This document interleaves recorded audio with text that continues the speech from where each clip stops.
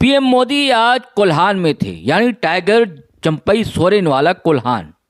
लेकिन कहा जाता कि भाव नहीं मिला टाइगर को जैसा अपेक्षित था। ऐसा लग रहा था कि दूल्हा तो दरअसल इस आयोजन के चंपई सोरेन हो लेंगे, दूल्हा बाबूलाल मरांडी आखिर बन गए। ये साबित हो गया कि आज भी जो है टॉप लीडर जो है भाजपा में बाबूलाल मरांडी है। लेकिन दोस्तों चर्चा दूसरी है। चर्चा यह है कि मोदी जी आए जमशेदपुर, लेकिन लोगों के दिमाग में वॉशिंग मशीन क्यों आ रहा है, उसकी चर्चा बहुत हो रही है। क्यों हो रही है ये हम आपको बताएंगे। और मोदी जी जमकर बोले और बरसे। वैसे भी बरसात थी, लेकिन विपक्ष पर, जेएमएम पर, कांग्रेस पर, आरजेडी पर जमकर वार किया। वह सारी बातें कहीं जिसकी अपेक्षा लोगों की थी। कांग्रेस को तो भ्रष्टाचार की एक तरह जननी ही बता दिया और जेएमएम को साथ देने वाला बताया। और चंपई के बारे में भी कहा कि यह आदिवासियों का अपमान है। ये सारी चीजें दोस्तों हम बताएंगे आपको और सुनवाएंगे कि पीएम मोदी ने कहा क्या, और यह भी बताएंगे कि लोगों के बीच वॉशिंग मशीन की चर्चा क्यों हो रही है। इससे पहले आप हमारे चैनल सब्सक्राइब कर लीजिए, ज्वाइन कर लीजिए, वीडियो धड़ाधड़ फटाफट शेयर कीजिए, लाइक कीजिए, कमेंट कीजिए, ब्रेक दीजिए, फिर हम बताते हैं।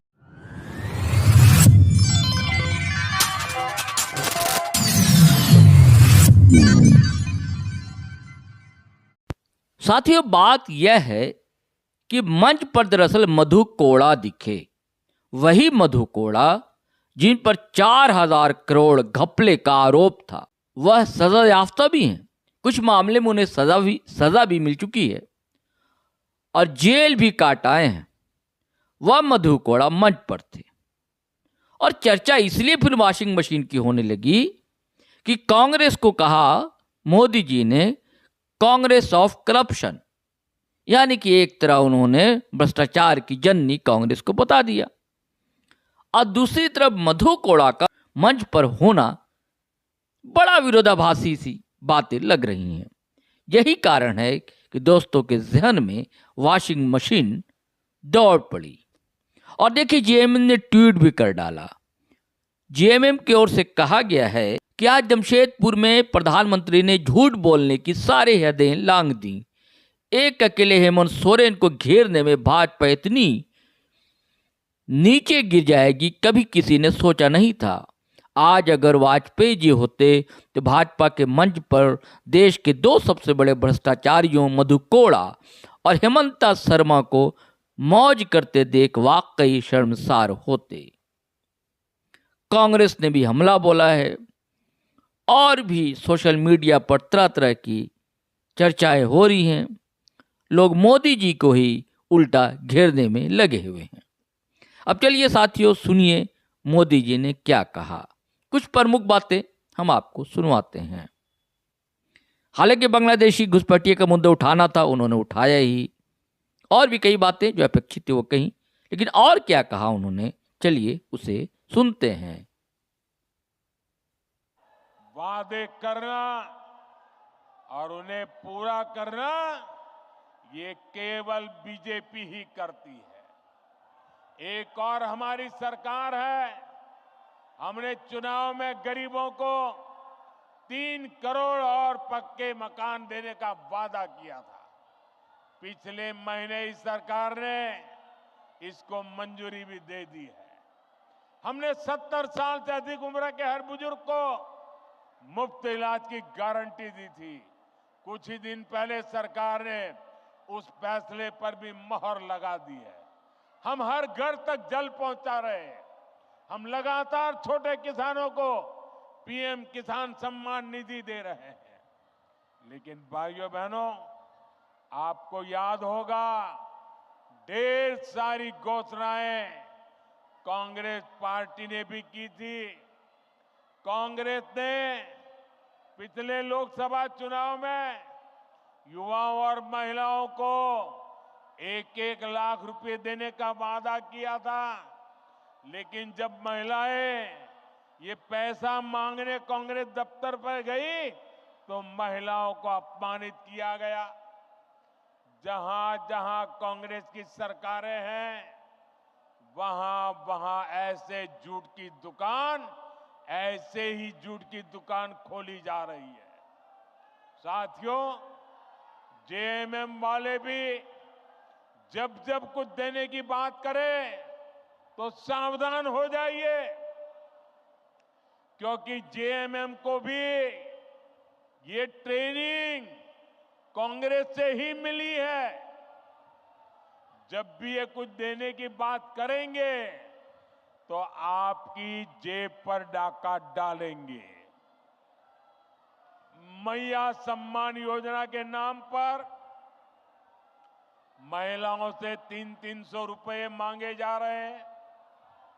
अबुआ आवास के नाम पर 25,000 रुपए तक की वसूली हो रही है। केंद्र सरकार की योजनाओं में भी जहां इन्हें मौका मिल रहा है, ये पिछले दरवाजे से लाभार्थियों को गुमराह करके उनसे भी वसूली कर रहे हैं। म्यूटेशन और नाम सुधार जैसे काम करने वाले के लिए 5-5 हजार देने पड़ते हैं। मैं आपसे पूछता हूं, जनता को लूटना ही जिनका पेशा हो, वो आपको कभी भी कुछ देंगे क्या? ये जवाब देने का मौका आपको आने वाले चुनाव में मिलेगा। जेएमएम वालों की अब चला चली की बेला आ चुकी है और इससे लोग बौखलाए हुए हैं।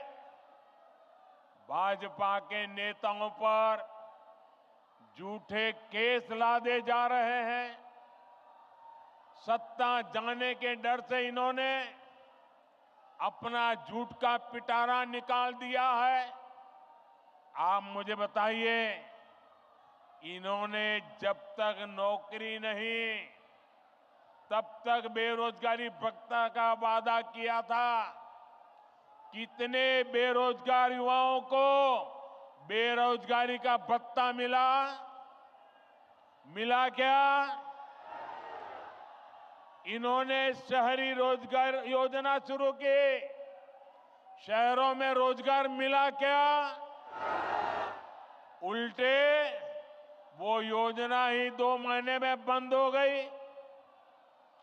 हालात ये है कि भर्ती परीक्षाओं के नाम पर राज्य में 15 से ज्यादा युवाओं की जान तक चली गई। 15 नौजवान, उस मां के लाडले, उस बहन के भाई, इस सरकार की गलत व्यवस्था के कारण अपनी जान गंवा बैठे। प्रदेश सरकार संवेदनशील होने की जगह जख्मों को कुरेदने में लगी है। इस घटना में जिन युवाओं की जिंदगी गई है, मैं उन्हें श्रद्धांजलि देता हूं, उनके परिवारों को सांत्वना देता हूं और मैं वादा करता हूं, झारखंड में कुछ ही महीनों के बाद जब बीजेपी सरकार बनेगी, एनडीए सरकार बनेगी, तो इस सारे मामले की जांच करवाई जाएगी और जिम्मेवार लोगों को हर प्रकार से कानूनी शिकंजा कसा जाएगा। साथियों, झारखंड की वर्तमान सरकार को युवाओं की कोई चिंता नहीं है। इन्होंने हर साल जेपीएससी और जेएसएससी की परीक्षाएं आयोजित करवाने का वादा किया था, लेकिन वादा पूरा करने की जगह सरकार के संरक्षण में नौकरी बेचने वाले गिरोह पनप रहे हैं। यहां पेपर लीक करने वालों को शहद दी जा रही है। हर परीक्षा गड़बड़ियों का शिकार है। युवाओं के भविष्य से खिलवाड़ करने वाली ऐसी राज्य सरकार को हमें झारखंड से हटाना ही होगा। यहां की सरकार आपसे सिर्फ झूठ बोल सकती है, झूठे वायदे कर सकती है। भाई और बहनों, गरीबों को झांसा देने के लिए इन्होंने पेट्रोल डीजल देने में की योजना भी चलाई थी। आप में से किसी को पेट्रोल डीजल मिल रहा है क्या? नहीं मिल रहा ना? क्योंकि ये वो योजना भी झूठा दिलासा था, उसे भी 2 महीने में बंद कर दिया गया। अब ये महिलाओं को पैसे देने के नाम पर गरीबों को भरमाने के लिए नए नए तिकड़म लगा रहे हैं। इसलिए आपको ऐसे धोखेबाजों को सरकार से बाहर निकालना है। झारखंड का निर्माण बड़े सपनों के लिए हुआ था, लेकिन इन सपनों का, इन आकांक्षाओं का क्या हुआ? ये सब भ्रष्टाचार और लूट की भेंट चढ़ गए। और आप जानते हैं, इस देश की सबसे बेईमान और महाभ्रष्ट पार्टी एक ही है, कांग्रेस पार्टी। इस देश का सबसे भ्रष्ट परिवार एक ही है, कांग्रेस का परिवार। भ्रष्टाचार की सारी धाराएं वहीं से निकलती है। ये जेएमएम वाले भी उसी स्कूल से ट्रेनिंग लेते हैं, और उस स्कूल का नाम है कांग्रेस स्कूल ऑफ करप्शन।